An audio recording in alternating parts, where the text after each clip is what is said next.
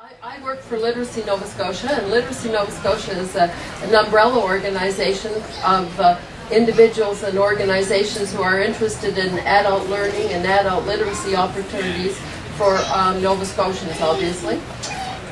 The learners who come to our programs are adults who want to improve their education, and often what happens to those folks is that they don't have access to really good, really well-written materials to read that are at the level at which they are functioning right at the moment.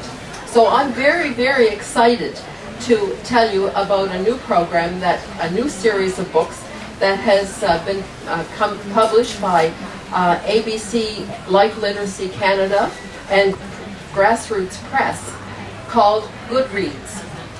This book, it's about somebody who was, he felt that there were people sort of spreading rumors, picking on him and so on.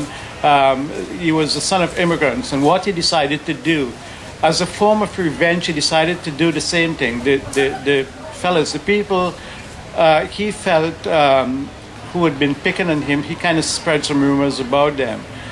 And it led to some bad results, and the second half of the book deals with him trying to remedy that situation. Just 2 weeks after my family moved to Ajax, the narrator he's a 16-year-old high school student. I saw my parents glued to the television. At first I thought they were watching a movie. People were rushing out from a tunnel. A man in a heavy coat led out a lady looking like what looked like a gas mask.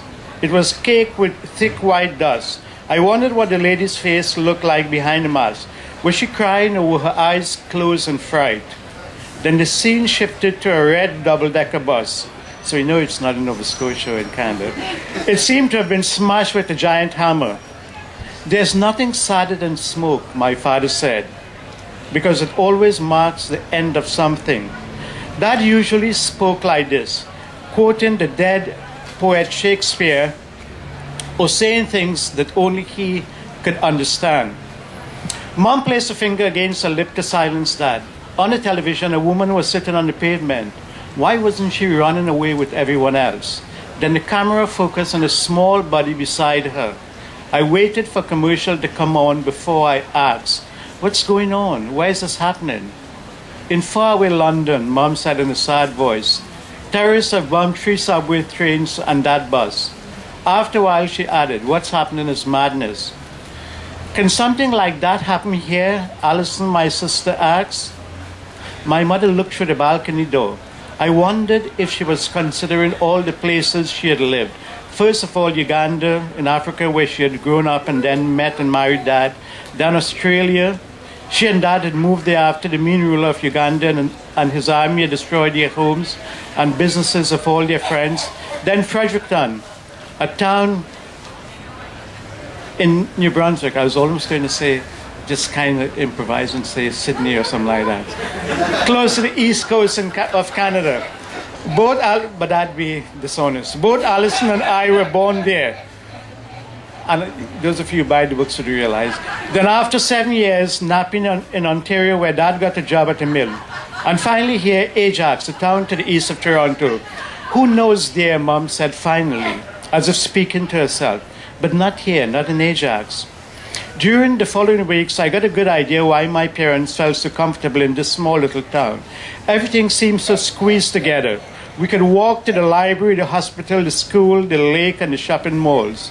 Everyone seemed to know each other, and the parks were usually crowded with old people walking about or chatting on benches. One of the things I was talking with Anne-Marie about before was I mentioned the difference between New Brunswick when I went to university here and places like Toronto. In New Brunswick, everyone seemed to have known each other, and there was a kind of small community feel about the place, Fredericton and Nashwaaksis and so on, that you miss in places in Toronto where everyone is so busy and so caught up in their own little world and cloistered in small little groups.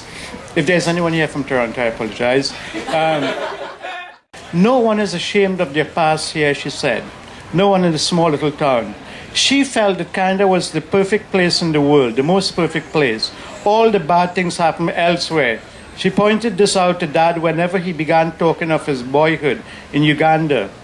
Dad would answer that his people were nomads. His great-great-grandfather had moved from India to Uganda, and he and Mom had moved to Australia. And whenever Mom asked him to stop talking about that, he would say everything is temporary.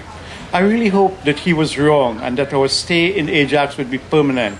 I was sad when we moved from Fredericton because I had to leave all my friends behind.